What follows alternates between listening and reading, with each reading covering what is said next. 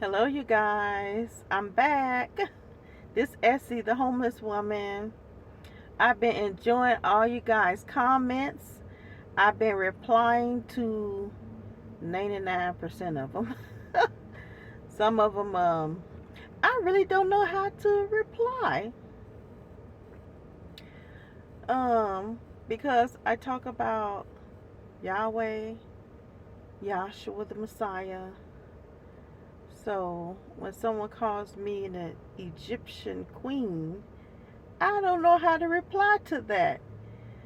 She was saying nice things, but I don't consider myself to be an Egyptian queen.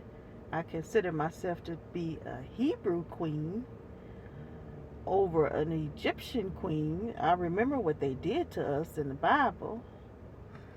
So I don't know how to reply to those comments.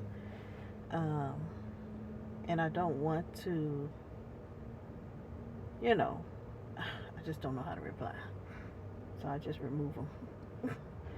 But I hope you guys been doing good. I've been doing good. Haven't started back working yet. I plan on starting this week. We'll see. Cause I think I planned on starting back working like 2 weeks ago. Probably even further than that, and I haven't yet. So, um, starting to get warm in here. But I want to talk to you guys about something that happened while I was homeless. I hope you can hear me. I had to turn up the AC because it's hot. Um, there was a point in my homelessness where I had to start going around getting cans and bottles. I was nervous about doing it, and having everybody seeing you do it. So I started in the shopping center that I sleep in. Started here first in the shopping center. And my shopping center has a gas station in it as well. So I just did the whole shopping center in that gas station. Then I ventured out across the street because there's another gas station across the street. So I went there. Once I felt a little comfortable with doing the immediate area, I started driving to other gas stations and also collecting cans and bottles at the gym that I was a member at. They had a lot there. So, and I had a so-called friend that was saying, get those cans and bottles, girl. I wouldn't care about what people looking at you and what they saying. Get them cans and bottles. So she encouraged me and urged me to get them cans and bottles. I call her a so-called friend because after 21 years of knowing her, I felt that I was more of a friend to her than she was to me. Um, there was times where I was there for her. Then when I got down, all I heard was an encouraging word to get those cans and bottles. She was not giving to me like I was giving to her. She was not there for me like I was for her. And so, knowing her for 21 years, I really had to contemplate and really think about it before I cut her off. And what made me cut her off, I'm getting all off subject. But what made me cut her off is because something said to me, if she was stranded somewhere and she called you to come and get her, would you be there to go get her? And I said, yeah, I'll be there. If I'm at work, I tell her when I get off work, I'll be there. And then it said to me, if you need her, will she be there for you? And I said, no, she wouldn't. She would tell me, I'm coming, but who knows when she would actually show up. Maybe 3 days later. So I said no. And that was my sign that she wasn't a friend. And she had also turned her back on her own kids for a man. She has 6 kids. She turned her back on her own kids for a man. And something said to me, if she would do that to her own kids, why do you think you deserve anything better? And I said, dang, you is so right. It was the Holy Spirit talking to me. But she's not going to treat me any better. If she don't treat her own kids, if she abandoned her own kids for a man, why do I think I deserve anything more from her? Actually, when she did that, I should have cut her off then, because that told me what type of person she was. Anyway, I don't want to get into that. But what I want to talk to you guys about is, so there was it got so hard that I had to start collecting cans and bottles. And so I would get in my car, and it was one particular street here. There's a lot of gas stations. So I would start, I'll go up, and I would start, and I would come down, and my gym was in the, like after the second gas station, there was my gym. So I would go to my gym, then I would go to the rest of the gas stations, and I would bring them back to the shopping center that I sleep in, and I would pour out all the liquids and everything, separate them and all that stuff. Anyway, it took me 4 hours with collecting them, separating them, turning them in the next day, standing in line. It was a total of 4 hours, and I would make about $20 on average. Sometime I would run into someone, and they would say, ask me if I could come to their home, and they would have a whole bunch in their garage, and they would give that to me. People would see me. I had several people that would give me $100 bill, $100, $50, $20. So people were very giving when they saw me getting the cans and bottles. But there were some people that worked at the gas station, and this one particular person that I'm going to talk about, it was a Shell gas station. And every time I would get to this gas station would have a lot of cans and bottles, and they hadn't emptied their trash yet. So I came to that gas station for a while. All of a sudden, the trash was empty before I got there. It's like, well, that's weird. I know they don't empty the trash when I get here. So I started noticing the trash is gone. Several times it happened. So one time I got to the gas station, and I caught the person who was emptying the trash. He was in the process of emptying the trash when I got there, and I said, oh, so it's you. And what surprised me is because he was a black man, and like, why would a black man, and I'm a black woman, why would he try to keep me from getting the cans and bottles? Like, why do we do that to each other? That's what I'm thinking. Like, of all people, I would not suspect that it would be a black man. So he kind of like waited, for me to get him after he saw me, but he trying to act like he was waiting for me to get him. So I came another day. I beat him there. He was coming out to take the trash, but he looked and saw me, so he went back in. And I'm going to fast forward to some years later. Now, I was emptying I was getting the cans and bottles from the fall of 2017 to February of 2019. So about a year and a half I did that until I started working at the gas station. So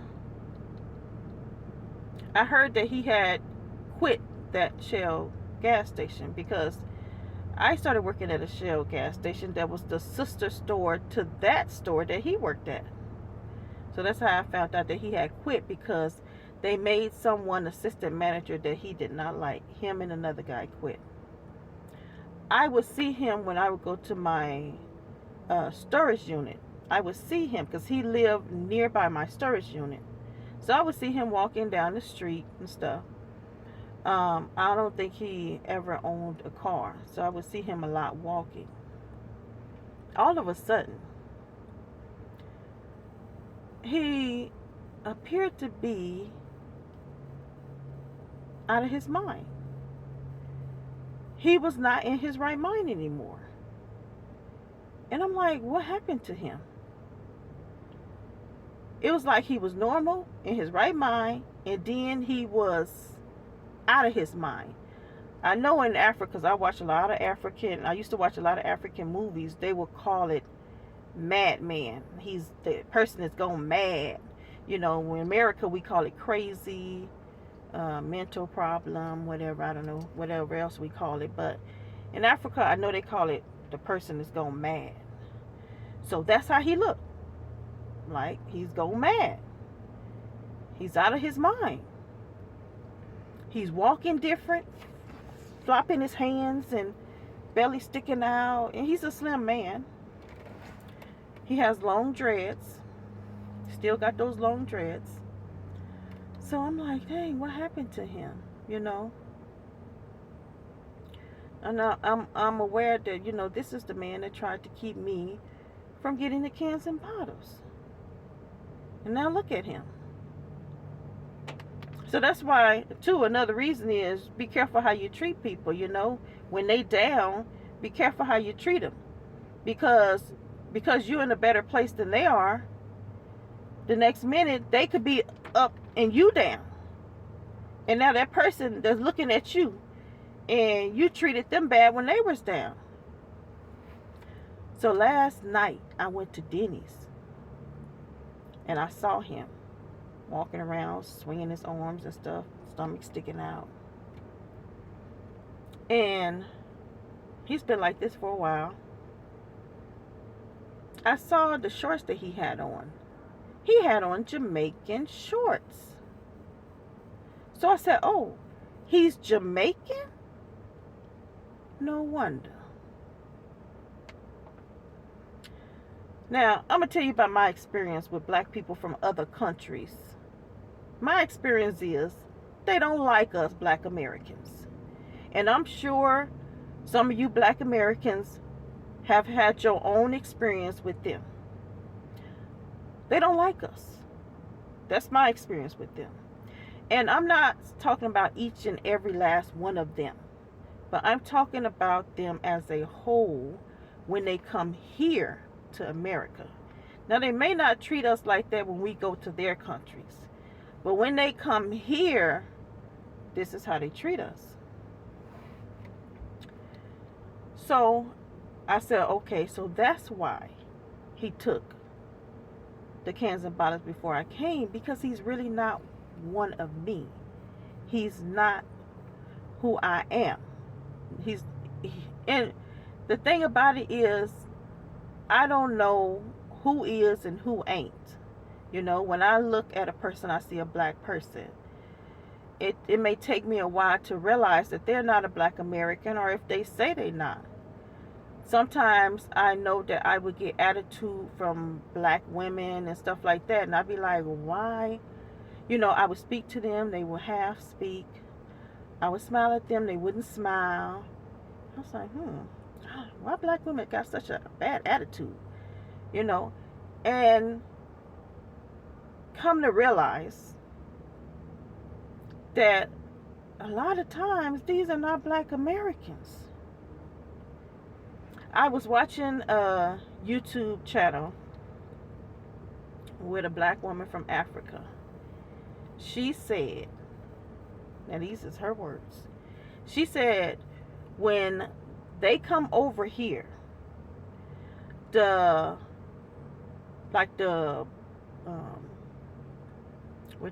immigration, they take them into a room and they show them a video, and they portray us black Americans to be criminals.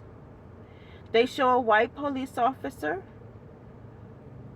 running after a black man, arresting him, and they tell them, if you see them, call the police.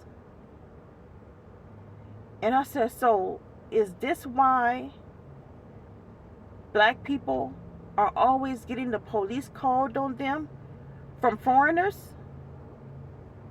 Is this why?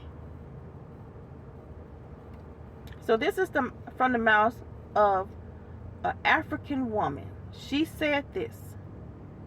She said that she didn't know once she got over here and saw how we're treated, then she understood, but they brainwashed them against us, black Americans. And so if you have come into any encounters with black people that are not from here, like we are, and they're not nice to you, that's why. Because they take them into that room and show them a video, and they brainwash them against us, and telling them that we're these horrible people, we're these criminals and all this stuff, and they need to call the police on us. So, also I wanted to tell you guys about, with the man, the Jamaican man. So I'm sitting in my van because he was like hanging around. And I didn't feel too comfortable getting out the car. It was like 2 in the morning, 1:32 in the morning. And I didn't feel comfortable getting out the car with him standing there. So I wanted him to walk away. And I'm sitting there and I'm looking at him and I'm like, ain't this something? You tried to keep me down. All I wanted was cans and bottles. How was that hurting you? That's what I'm thinking in my head. How was that hurting you for me to get cans and bottles? That you would go and you would take them before I come. And now look at you. You're out of your mind. You're walking around like a madman. And I'm in a better place than what I was when you was keeping me from those cans and bottles. Now I don't have to go from gas station to gas station to get cans and bottles. I'm sitting in a new van. I'm in a lot better place than what I was. And look at you. You tried to knock me when I'm down.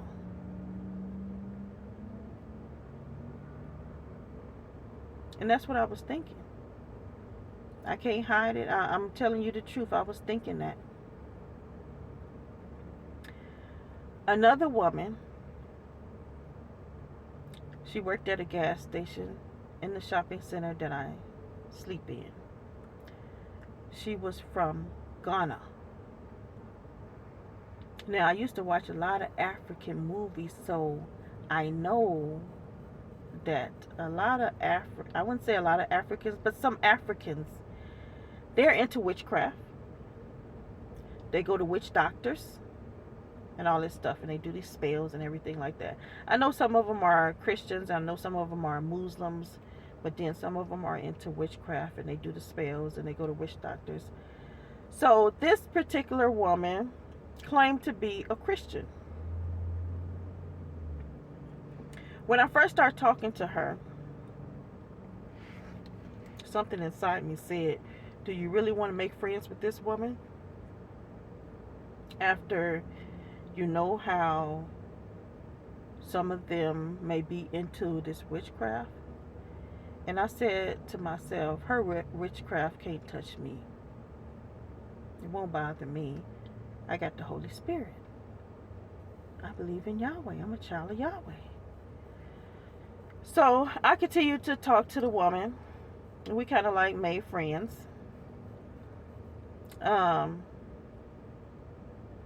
She saw me going to getting the cans and bottles. And she the one told me to go on and apply for this particular gas station that they hired me at, the one where the man with the dreads worked. So I applied at his store, and the manager sent me to a sister store because he said he had all the people that he needed, but this other store needed workers. And I was actually glad that he sent me to the sister store. I like that store better. So I started working, and I would come to the gas station where the lady from Ghana worked, and we talked and everything. So I eventually started doing DoorDash and Instacart, because when that so-called virus hit, I a day was taken from me. I was working 5 days. A day was taken, and I started doing Instacart to make up for that money. So,